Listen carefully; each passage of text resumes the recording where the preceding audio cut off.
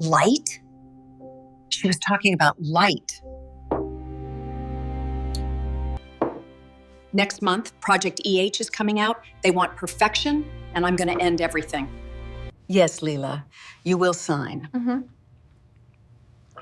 And it will be a memorable moment. I am done with this incompetence.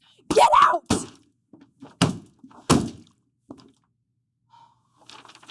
Portland, a late autumn evening. The wind drifted gently through the maple trees, scattering crimson leaves across the dew-soaked pavement. Inside Finch and Fig, warm yellow lights spilled through fogged glass. Classic jazz hummed from an old speaker in the corner, blending with the faint clink of cutlery against porcelain, the quiet, comforting sound of a place that seemed at peace. Clara Monroe, 56, sat across from her daughter, Sophie, 23. Before them was their familiar dinner: mushroom, pasta, and red wine. Meals like this had once been their ritual, a fragile thread that kept them connected after the heavy divorce 3 years ago. Every month, the same restaurant, the same table by the window. And tonight, like always, Clara tried to keep the conversation light: work, love, the small things that made Sophie smile. "Daniel's doing okay?" Clara asked, her voice as soft as mist. Sophie nodded, her eyes bright. "He's great, Mom. Actually, more than great. Dad. He's happy again." Clara smiled. The word happy dull-edged, yet it still cut deep. She lifted her glass, feigning ease. "Good. Everyone deserves to be happy." Sophie hesitated, as if bracing herself. "Someone special?" Clara asked, though she already knew she didn't want the answer. "Lila," Sophie said, her eyes glistening. "Lila Hart, Dad's new wife." The words dropped slowly, each one hitting the table like a small stone. "She's wonderful, Mom. She's perfect." The air in the cafe didn't change, but for Clara, everything froze. The jazz went silent. The chatter around them dissolved, leaving only her daughter's voice clear, bright, merciless. Perfect, one word, yet it pierced through the thin skin of composure and lodged deep in her heart. Clara kept smiling, that smile polite, gentle, trained through decades of lawyers' dinners where pain had to stay invisible. "Perfect, huh?" she said lightly, calm, enough to make Sophie relax and go on. "Yeah, she's so thoughtful. She does yoga, she's vegan, and she's always so positive. Dad says she brought light back into his life." Each word positive, light, happy pricked Clara like a fine needle. She nodded, smiling, hiding the wound that was slowly tearing open inside her. Sophie continued, innocent to the cruelty of it all. "Mom, I think you'd really like her. Maybe you two could talk sometime." She said she wants the whole family to feel connected again. That word, family, made Clara's breath falter. What family? The one she had built over 18 years, now belonging to another woman? She only nodded, saying nothing. Outside the window, the wind swept through the trees. A leaf clung to the glass, trembled, then fell. In that moment, Clara realized her daughter wasn't trying to hurt her. Sophie simply believed the world truly held perfect people. But that realization didn't soften the pain. It only made it orderly. "Mom, are you okay?" Sophie asked when her mother stayed silent. Clara set her glass down and smiled. "Of course, sweetheart. I'm glad your father's happy." Her voice was smooth as still water, calm, but impossibly deep. Sophie sighed with relief and turned back to her pasta. She began talking about work, her travel plans, her new boyfriend. Clara listened, nodded, responded as if her mind were still there. But inside, another tide was rising, quiet, cold, and fierce. Perfect. The word replayed in her head like a song off key. Perfect. How perfect was she, really? Perfect in stealing another woman's husband? Perfect in charming her daughter with a crafted image? Or perfect in turning a once strong woman into something expendable? Clara couldn't remember paying the bill, leaving the cafe, or driving home. everything blurred into fog. Only when the door closed behind her did she let herself collapse onto the sofa, her hands trembling. In the dark house, silence echoed. On the wall hung a family photo, Daniel young, confident, Sophie radiant with laughter, and Clara smiling like someone who still believed the world was fair. Now, looking at it, she saw something almost foolish in that woman's eyes. A tear slid down her cheek, but she wiped it away instantly, not out of strength, but out of pride. She whispered, barely audible, "Perfect, huh? Let's see about that." In that moment, amid the hush of the house and the soft drizzle outside, something inside Clara broke, but not to weaken. It broke to be reborn. Outside, Portland kept turning. People still loved, still betrayed, still called someone perfect. But that night, in the small house on Maplewood Street, a woman discovered something new. Silence can be the loudest explosion of all. Winter came late to Portland, but when it did, it cut straight through the skin. Every morning, Clara woke up in her small wooden house on the outskirts of town, where the sound of rain on the roof beat like the heart of someone who had stopped hoping. The house had once been full of laughter, the smell of waffles at breakfast, Daniel reading the paper, and Sophie singing in the shower. Now there was only the hiss of the kettle and the sound of her own breathing. On the kitchen table lay the morning paper, featuring a photo of Daniel Reed and Lila Hart, the city's new successful and inspiring couple. Lila wore an ivory dress, standing beside Daniel at a charity gala. Below it, the caption read, "Daniel Reed, Distinguished Attorney of Reed and Monroe LLP, and his new wife, personal growth coach Lila Hart, share their happiness after divorce." Clara's eyes rested on the words Reed and Monroe, the names she and Daniel had built together for over 20 years. Now, only Reed remained. Her name had been erased as if she had never existed. She let out a dry laugh.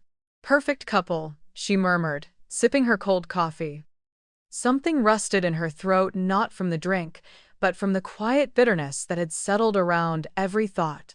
That afternoon, Sophie called. Her voice was bright, easy, as if the cracks of the old world had never existed. "Mom, Lila's hosting this wellness brunch on Sunday. She asked if you'd like to come." Clara was silent for a long beat. "Brunch?" she repeated. "Yeah, she said she really wants to get to know you. She thinks it's time we all move forward." Move forward. The words slid over her skin, smooth, cold, and slippery.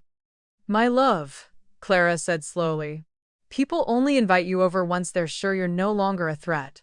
"Mom, she's not like that," Sophie protested softly. "She's really nice. You'll see." Clara didn't argue. She only said, "Enjoy the brunch, sweetheart. I already have plans." When she hung up, tears came not for Sophie, but for the truth that her daughter now trusted a stranger more than her own mother. That night, Clara stepped out onto the porch, wrapping herself in the old wool scarf Sophie had knitted in high school. The sky was pitch black, lit only by the warm glow from a neighbor's window.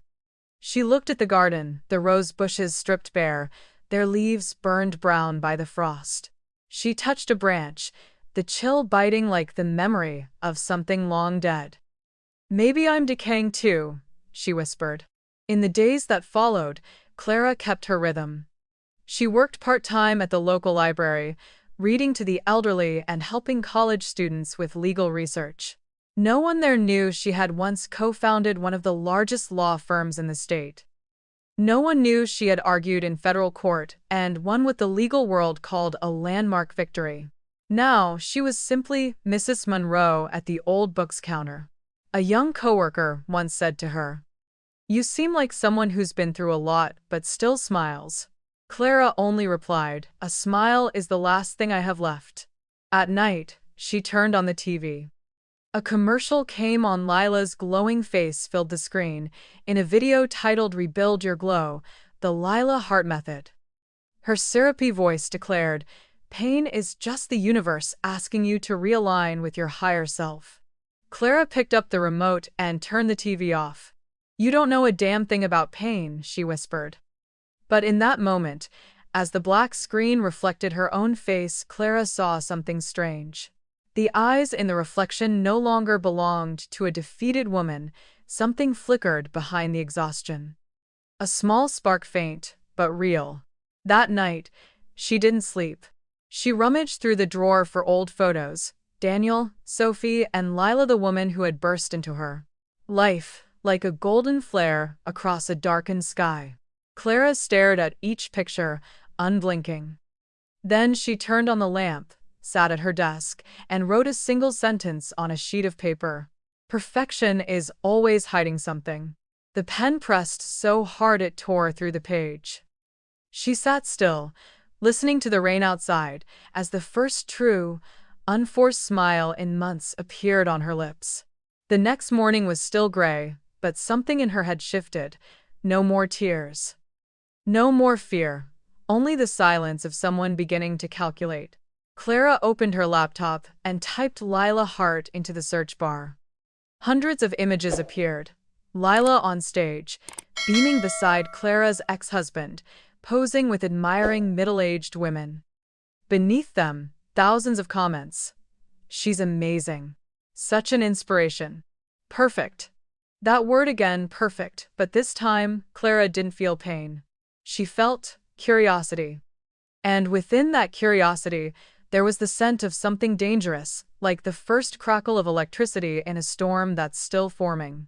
She murmured, low and steady, "Let's see how perfect she really is."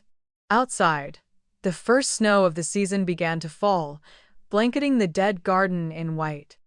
Inside the small house, a woman had reached the bottom of her loneliness, and from that depth, she began to rise.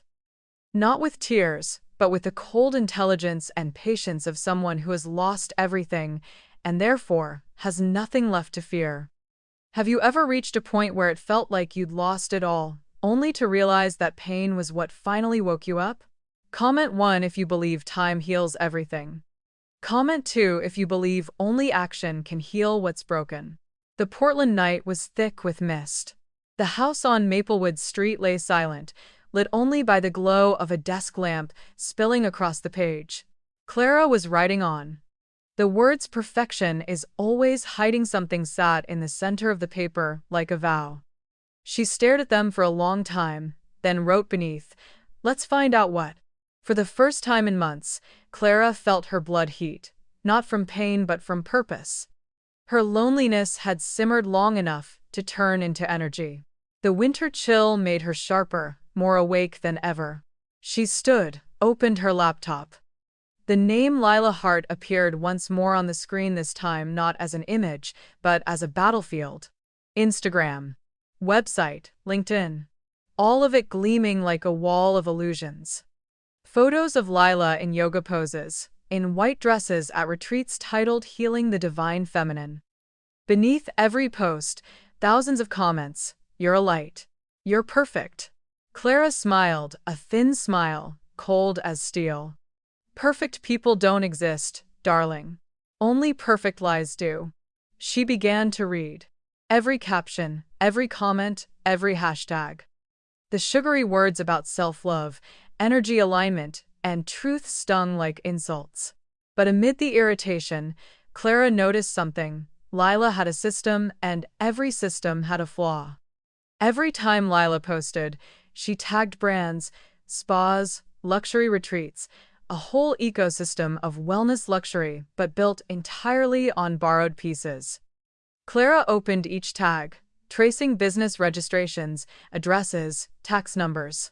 All legal, except one, Sterling Wellness Studio, a name that appeared on nearly every post. No tax record in Oregon, no business license, no corporate filing, only a PayPal account. A small crack, but for a former lawyer, it was a door wide open. Clara leaned back, breathing deeply. The first spark flared in her mind, and it was beautiful, like light glinting off a blade. The next day, Clara went to a cafe near the library, quiet, tucked away. She ordered a black espresso, opened her laptop, and began building a new identity. Name, Elena Ruiz. Age: 48. Occupation: divorced marketing executive seeking to rebuild her confidence through wellness. She created an Instagram account using a stock photo, a brunette woman in expensive workout clothes. Every detail: the bio, the captions about balance and gratitude, the perfectly staged breakfast photos crafted like evidence. If Lila lived by illusion, Clara would create one even more convincing. After a few hours, she hit follow. 2 days later, Lila Hart replied with a direct message. Hey, Elena, thank you for following. Your energy feels amazing. Are you into yoga or self-work? Clara read the message over and over. Your energy feels amazing. A line Lila had likely sent to hundreds of women, but this time, it was the spark that set fire to Clara's restraint. She hit reply. Hi Lila. I've heard wonderful things about you. I'm looking for private coaching. Life has been complicated lately. The message sent. Clara's hands trembled, but not from fear, from adrenaline. For the first time, she was the one stepping into the enemy's domain. 3 days later, an email arrived. Lila had agreed to meet Elena at Morning Finch Cafe downtown, a free energy assessment session. Sunday morning, Portland drizzled softly. Clara put on a long camel coat, tied her hair into a bun, and wore glasses unlike her usual pair. Nude lipstick. Voice lowered a tone. The woman in the mirror was no longer Clara Monroe. She was Elena Ruiz, a soul in search of healing. She arrived early, choosing a quiet corner by the window. 15 minutes later, Lila entered, tall, wavy blonde hair, a smile crafted to perfection. She glowed, truly perfect. And it was that perfection that made Clara's skin crawl. Hi, Elena? Lila's voice sang like a melody. Hi, Lila, Clara answered, polite smile, gentle eyes. They began to talk. Lila spoke in fluid, musical tones about the universe, energy, self-love. Clara nodded, taking mental notes. The longer she listened, the clearer it became. Lila knew nothing about healing. She just sold hope wrapped in pretty words. Then came the topic of price. Lila placed a hand over her heart, eyes glowing with practiced compassion. My private coaching starts at $400 an hour. But for women who are truly committed to transformation, I offer a full-month package for $4,000. You'll see your life change in ways you never imagined. Clara raised an eyebrow. And payment up front, I assume? Lila smiled. Of course. Energy works best when the exchange is clear. Energy exchange, another word for money. Clara nodded, her eyes glinting cold. Then maybe, Lila, she said slowly. It's time someone helped you realign yours. Lila didn't understand. She just smiled brighter, extending her hand. Welcome to your new life, Elena. Clara took it lightly, but with eyes sharp as a blade. Thank you, she said. I can't wait to begin. That night, Clara opened her notebook and wrote another line beneath the first. Every illusion leaves a footprint. Outside, the rain had stopped. The faint moonlight filtered through the window, glinting across her slow, deliberate smile, a smile that sent chills because it didn't belong to someone broken. It belonged to someone awake. Clara Monroe, the woman once branded a loser, had just reborn herself. No more tears, no more pleading.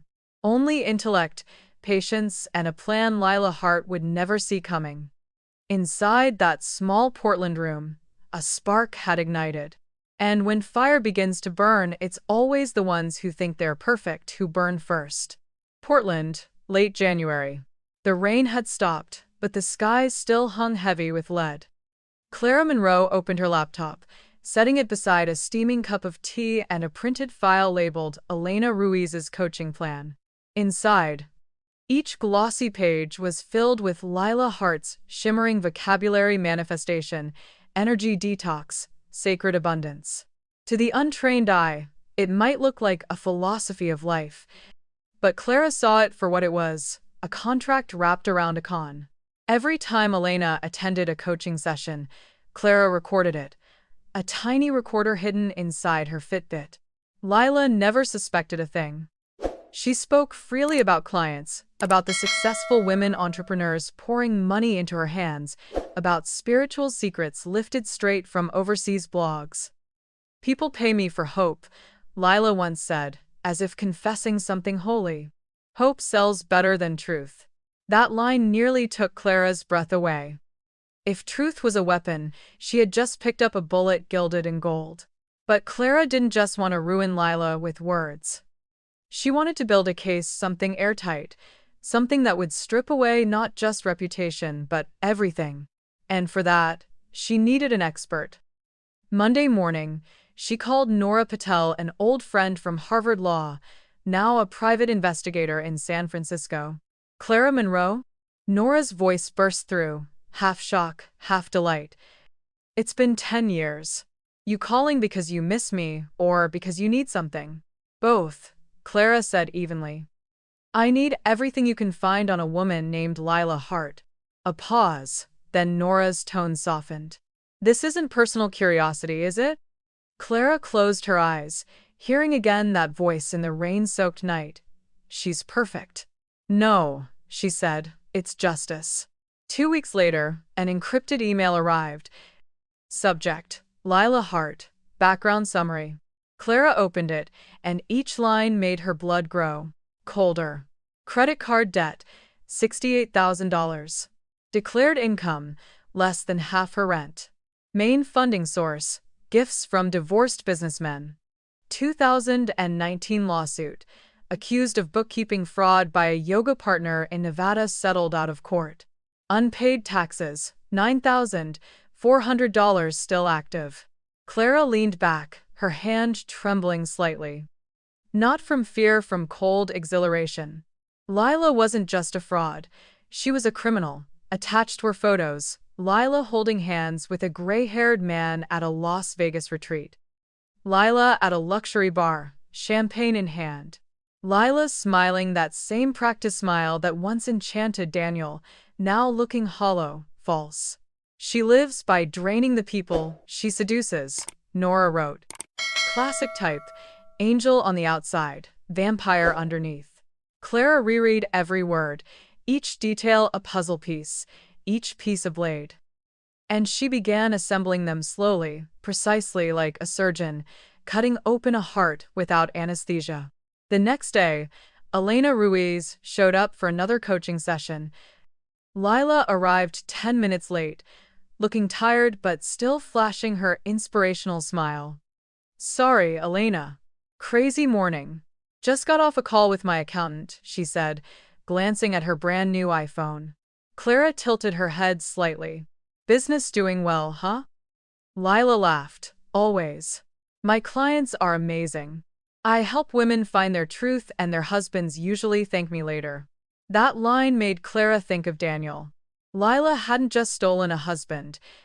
She was proud of it. Clara smiled, calm and composed. "Sounds powerful, Lila. You must have a gift." "Maybe," Lila said, swirling her latte. "Or maybe I just know what people need to hear." That sentence echoed in Clara's mind all night. She replayed the recording over and over, listening to the smooth tone, the self-satisfaction. Then she wrote in her notebook, "She weaponizes empathy, uses kindness as bait." She knew that line would go into the professional misconduct report. But it wasn't enough. She wanted something deeper, something that would burn away Lila's mask completely. A few days later, Nora called back. "Clara, I dug further. Sterling Wellness Studio, her so-called company, isn't registered in Oregon, but she's taking payments from Oregon clients. That's a federal violation of interstate business law." Clara froze for a beat, then let out a quiet laugh. "Thank you, Nora. You just found the red thread. What are you going to do with it?" Clara's voice was soft as breath. "Unravel the whole rug." That night, she sat alone by the window, laptop glowing. A new file was created, Project 𝐷, short for Expose Her. Inside, a detailed plan. Step 1. Record ethical violations. Step 2. Verify tax and licensing infractions. Step 3.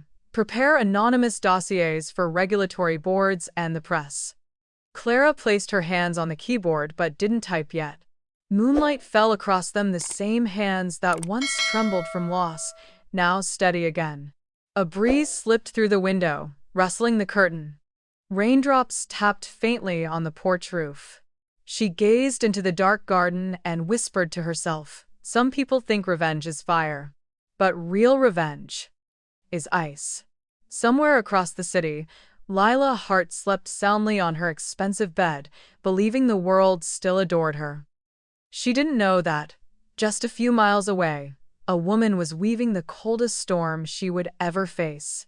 When someone takes everything from you, would you let the past rest or reclaim justice with your own mind?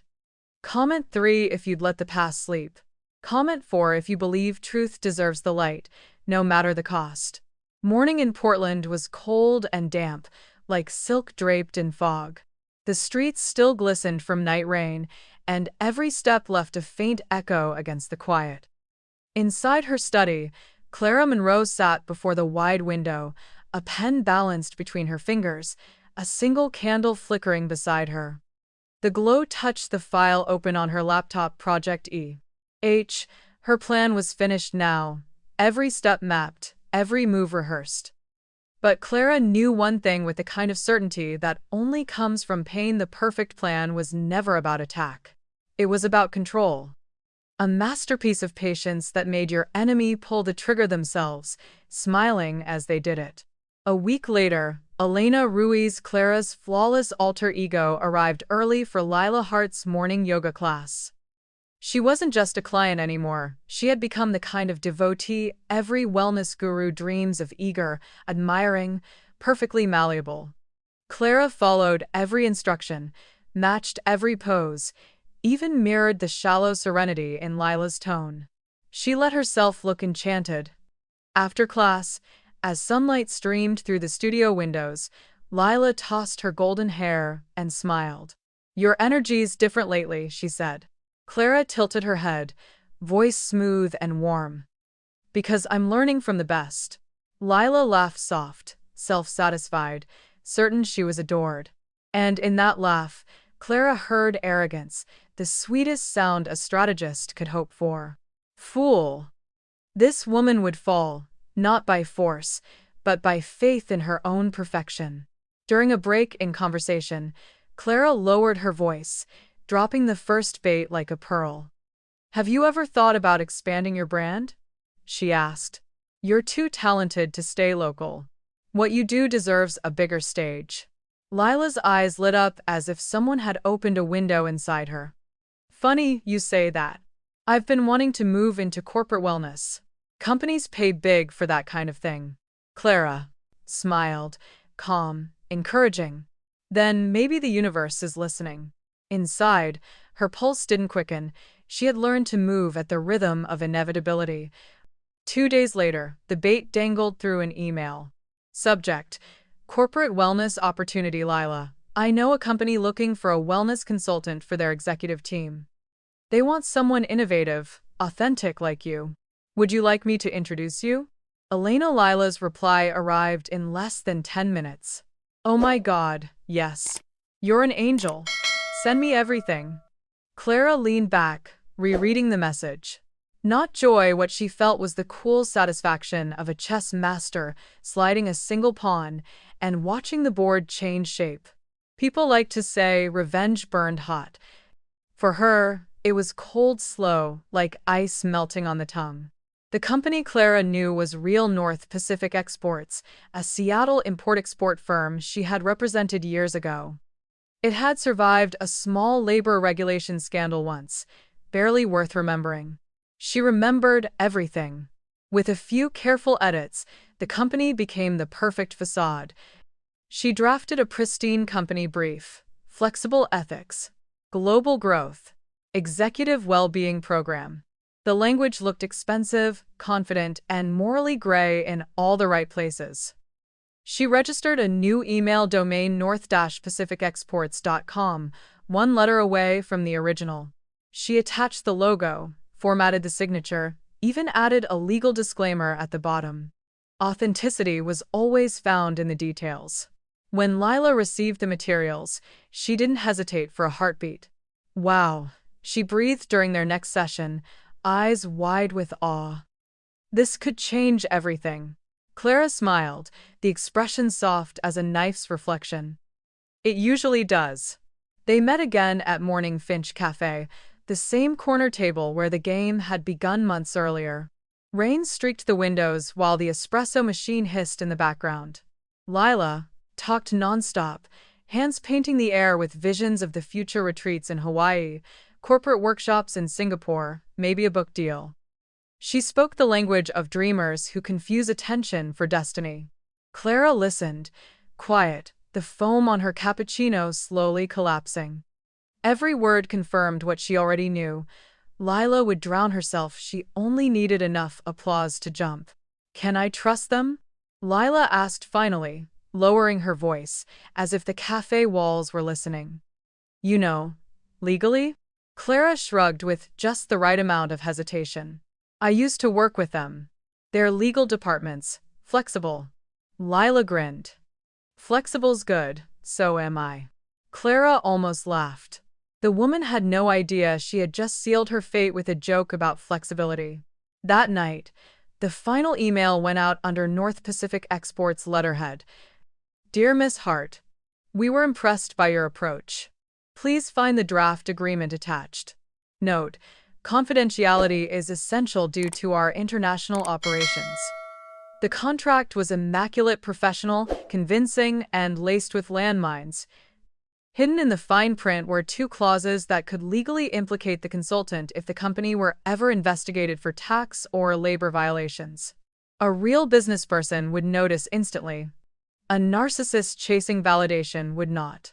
Clara didn't need Lila to commit a crime. She only needed her to look like she had. 3 days later, Lila replied, signed and sealed.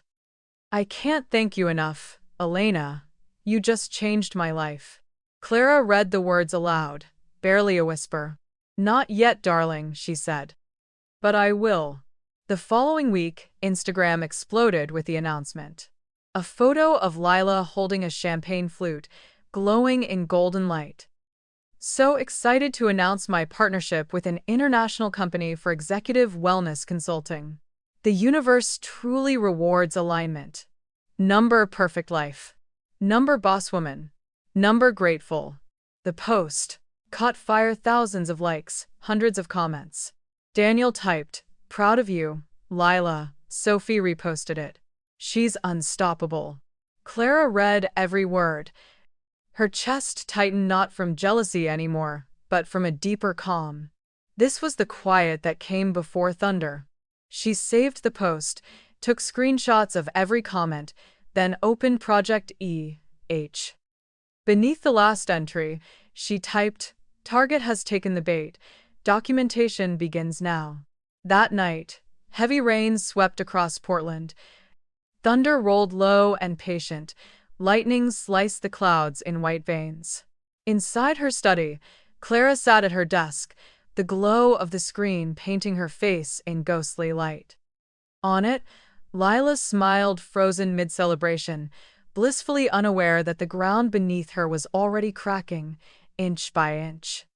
Clara reached out, touched the image as if closing the eyes of someone who didn't yet know she was dead. Her voice was barely audible, but it carried the weight of a storm. "Sleep well, Lila. The storm's coming, and you're the one who invited it." Outside, lightning flared again. For a heartbeat, the whole house blazed white. Then the dark returned, quiet, patient, waiting. And in that dark, Clara Monroe smiled for the first time in months. The board was set. The queen had moved. And somewhere out there, perfection had just signed its own demise. Portland, March. The sky no longer rained, it emptied, as if someone were shaking waters straight from the heavens. Clara Monroe sat in her small kitchen, a cup of tea cooling beside her.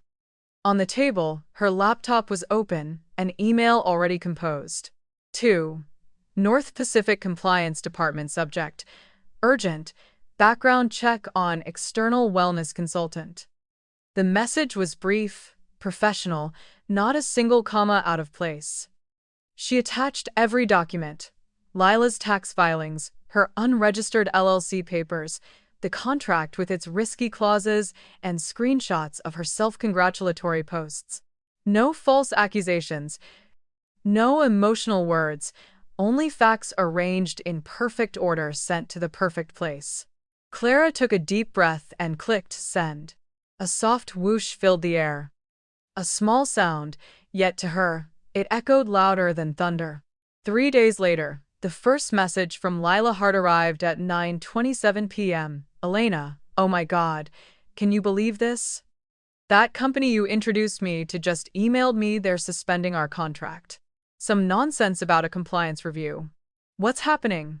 Clara sat still, her fingers gliding across the keys. I'm sure it's just procedural. These companies do background checks all the time. Don't worry. A simple, harmless reply. But as she sent it, her lips curved not in joy, but in the quiet satisfaction of watching the wheel of karma begin to turn. The next day, the story broke across social media. Wellness influencer Lila Hart faces compliance issue with corporate partner. A local paper ran a photo of her leaving an office building, her face pale, stripped of its guru glow. In a short video, a reporter called out, "Miss Hart, is it true your contract was terminated over tax irregularities?" Lila avoided eye contact, her voice trembling. "This is all a misunderstanding. My business is perfectly legitimate." Perfectly. The word made Clara smile faintly. "Of course it is," she whispered to no one but the room. Then everything fell like dominoes. The Yoga Wellness Board sent a letter launching an ethics investigation built on the anonymous recordings Clara had submitted weeks earlier. The Better Business Bureau opened a file on income misreporting. Clients began murmuring online. "She revealed my private sessions. She used my photo without permission. I paid, and she canceled without refund." The storm needed no wind. It arrived through lines of text, through emails, through posts. No shouting, no blood, yet everything around Lila began to rot from within. Clara watched it all in silence. No cheers. No triumph. Just notes, records, files. Each article, each comment, each video one more piece of evidence, marking the perfect collapse of the perfect woman. That evening, she stepped out onto her porch. The rain was still falling. Its rhythm sounded like music, a symphony of retribution. Clara closed her eyes, breathing in the scent of wet earth, listening to the distant rumble of thunder. This is the sound of justice, she thought. It doesn't need to scream, it just needs to fall at the right time. But karma didn't touch only Lila, it reached Daniel, too. One morning, Sophie called, her voice panicked. "Mom, something's wrong with Dad and Lila. He's furious," I heard shouting through the phone. Clara kept her tone calm. "What happened?" Apparently, the company she worked with is under review for tax evasion, and Dad's name is on some of the documents she signed. Clara fell silent, gripping her cup of tea, hiding the flicker of a smile. Did she tell him? No, he found out from their lawyer. "Mom, he's devastated. He said she might have forged his signature." There was a long pause, then Sophie's voice broke. "Mom, she's not perfect, is she?" Clara answered softly. "No, sweetheart. She's just untested." Sophie was quiet, then began to cry. Through her daughter's sobs, Clara felt something loosen, not vengeance, but healing. Not through comfort, but through truth. As for Lila, her world spiraled into chaos. She tried to fight back, posting a video online. "People are jealous. They're trying to destroy me because I'm successful." But no one believed her. Within a week, the video was deleted after waves of backlash. Her bank accounts were frozen, contracts canceled, friends vanished. Her luxury apartment in Lake Oswego received an eviction notice. The same followers who once praised her whispered now, "Karma's real." Meanwhile, Clara quietly tended to her backyard garden. The rose bushes, bare through winter, were sprouting their first green buds. She trimmed the dead branches, dropping them into the bin, just clearing out the hollow parts of life, she thought. One evening, a final message came from Lila. Elena, I don't know what's happening. Everyone's turning against me, the company, the clients, even Daniel. You're the only one I trust. Please, can we talk? Clara stared at the message for a long time. The glow of the screen reflected in her eyes, bright but cold. Then she typed slowly. Of course, Lila. Let's talk soon. Sometimes the universe just wants us to face what we've created. She pressed send and set the phone down. Outside, thunder rolled again. The storm had reached its middle, and Clara knew it still hadn't taken its final prize. That night, as the city quieted, Clara sat alone in her study. The laptop glowed with open tabs, emails, news reports, legal filings. Everything she had lost: respect, love, trust, now replaced by one thing: control. She closed her eyes, listening to the wind batter the windows, and whispered to herself, revenge isn't about hurting them. It's about reminding them what truth feels like. Somewhere across the city, Lila Hart sat curled up in her dark apartment, phone clutched in, shaking hands, reading Clara's last message. Thunder cracked, lightning slashed the sky, and in that brief glare, she caught her reflection-smeared makeup, hollow eyes. For the first time, Lila saw herself clearly. No longer perfect, no longer radiant, just a woman devoured by her own words. The storm of karma had arrived, and it was only beginning. If one day, the person who hurt you had to face the consequences of their own making, would you feel satisfaction or peace? Comment 5 if you believe karma always pays its debts. Comment 6 if you believe forgiveness is the greatest victory. An early April morning, Portland had finally stopped raining. The air smelled of wet earth and clean beginnings. Pale sunlight filtered through the windows, threading between the bare branches outside, scattering trembling ribbons of gold across the kitchen walls. Clara Monroe was outside, cutting the first tulips of the season. Their petals, damp and heavy, brushed against her wrists like fragile hearts. She hummed faintly to herself, a habit she'd lost years ago and had only recently found again.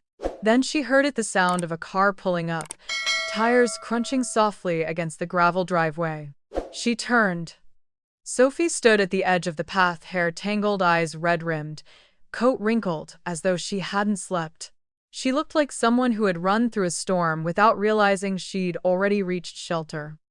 Mom. Just one word, but it carried everything: guilt, sorrow, confusion.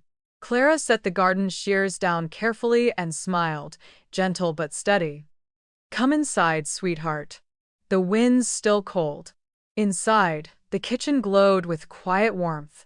Steam rose from 2 cups of ginger tea, curling in thin, silver threads. Sophie sat at the table, both hands wrapped around her mug, though she hadn't taken a sip. The silence between them was thick, not uncomfortable, but heavy, like the pause before a confession. Finally, Sophie spoke. Dad kicked her out.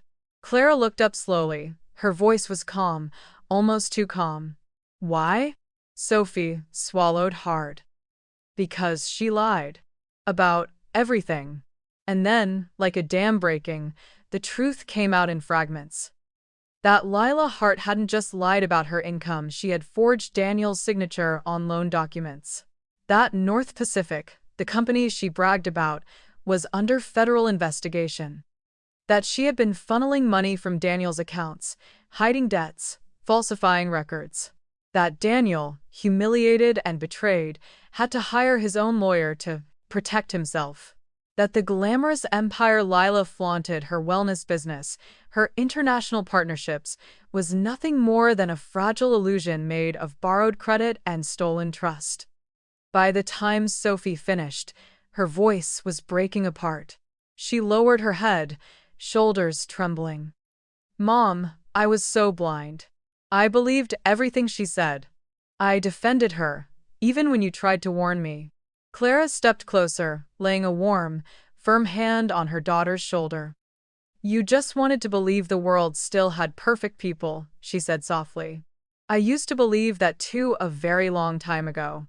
Sophie looked up, eyes shining with tears. "Dad told me you tried to be civil to her, that you were kind." Clara smiled faintly, almost wistfully. "Kindness doesn't always mean forgiveness, sweetheart. Sometimes it just means being silent long enough for the truth to do its work." Neither spoke for a long time. Outside, the wind chime on the porch began to sing a delicate, hollow melody. The sound dropped into the stillness like raindrops hitting calm water. For the first time in years, the silence between them wasn't distance, it was understanding. Then Sophie bit her lip, hesitating. "Mom," she whispered, "did you have anything to do with what happened to her?" The question landed between them like a stone on still glass. Clara met her daughter's gaze. She didn't flinch, didn't rush to defend herself. Her eyes were deep and calm like a winter lake that had seen storms and learned not to move for them anymore. "I didn't destroy her, Sophie," she said, every word deliberate. "I just pulled the curtain back so she could destroy herself. But if you hadn't, my dear," Clara interrupted gently but firmly, "even without me, the truth would have come. It always does.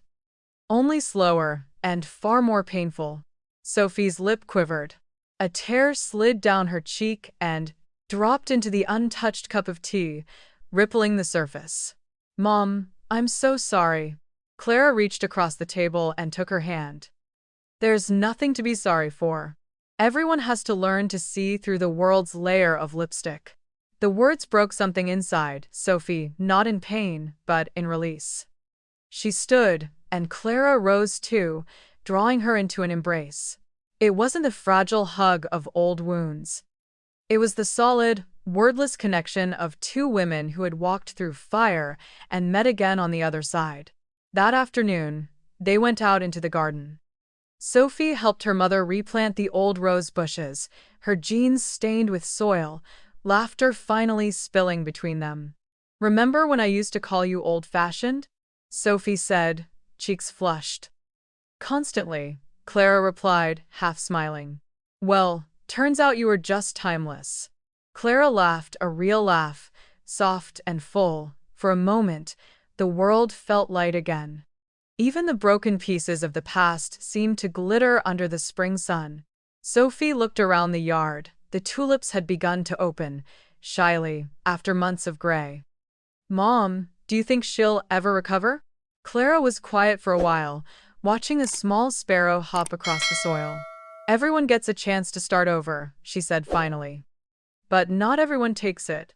Sophie frowned. "Do you think she deserves one?" Clara met her eyes. Her voice was low but unyielding. "Deserve is a word for poets. Karma doesn't use it."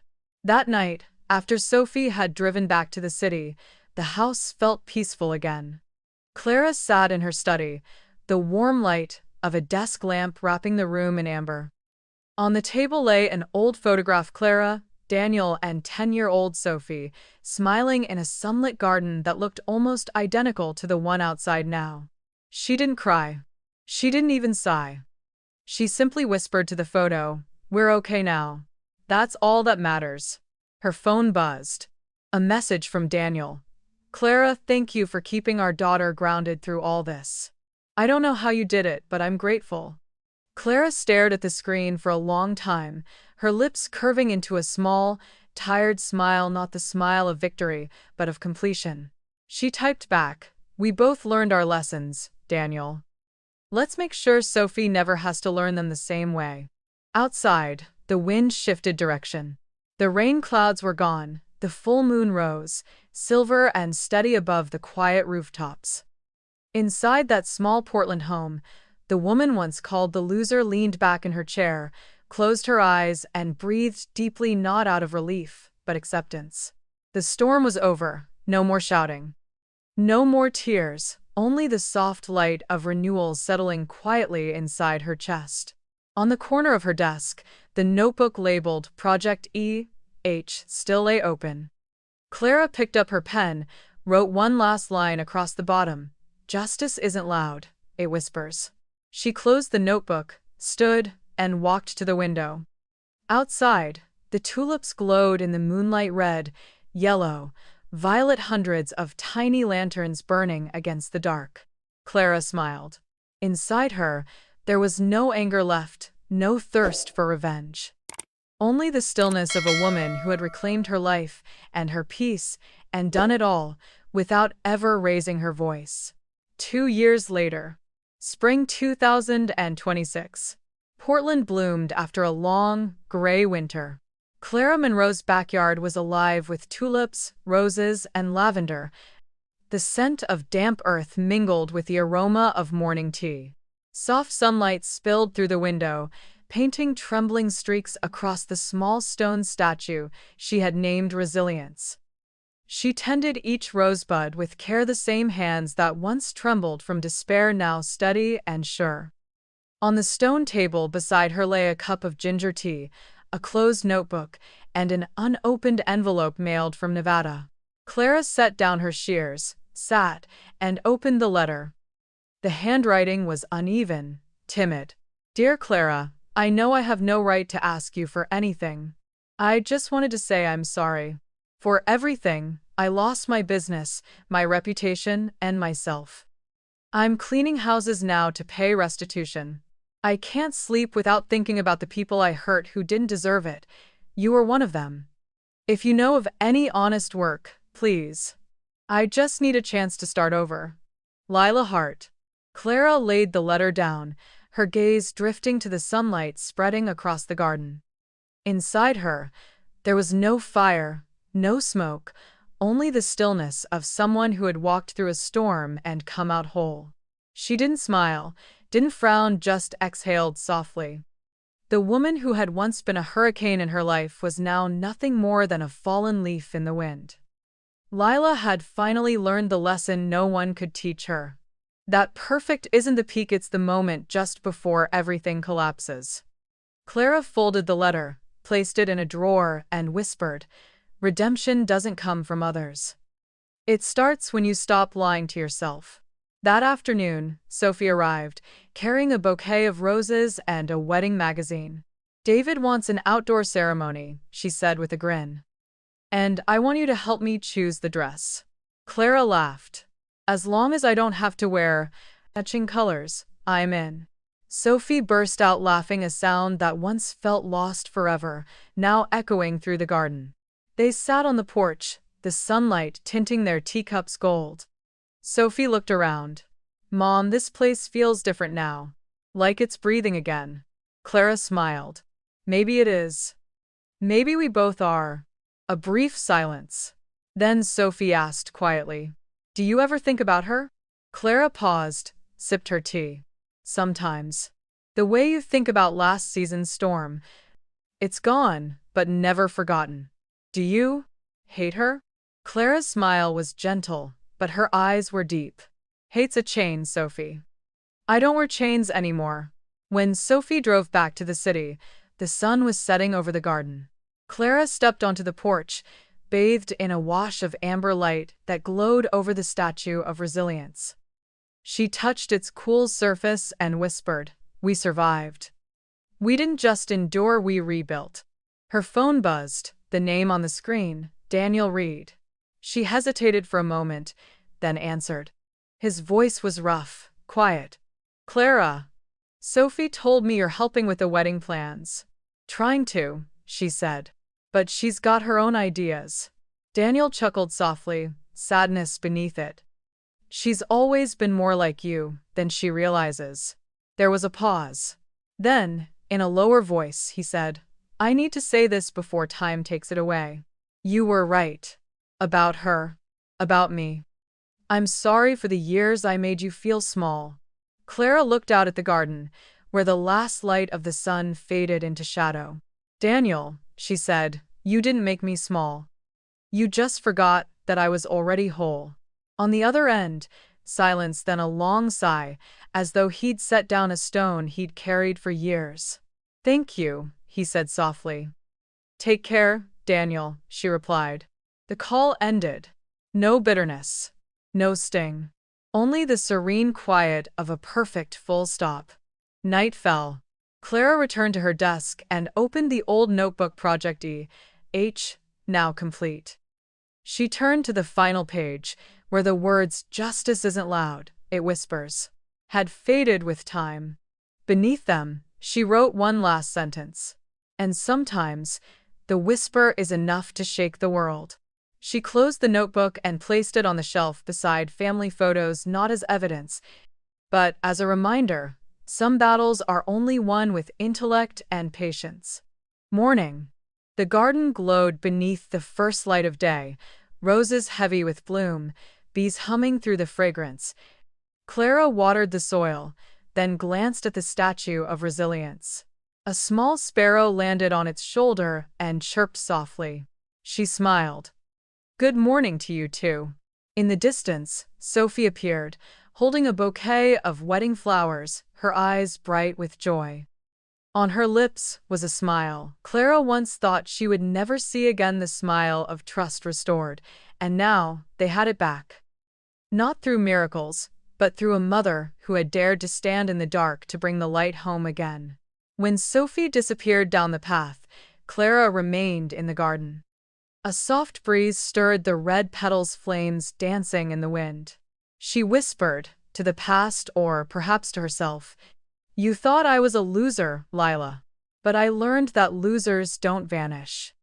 They bloom again quietly, fiercely, beautifully." Sunlight poured across the garden, dazzling, unstoppable. The Portland sky was clear, every trace of storm gone. Clara sat amid the fragrance and the light, a faint smile curving her lips, the gentlest epilogue. Perfection isn't about being flawless. It's about becoming whole again after you've been broken. After all, what is true victory? Comment 7 if you believe victory is when your enemy falls. Comment 8 if you believe victory is when your heart finally finds peace.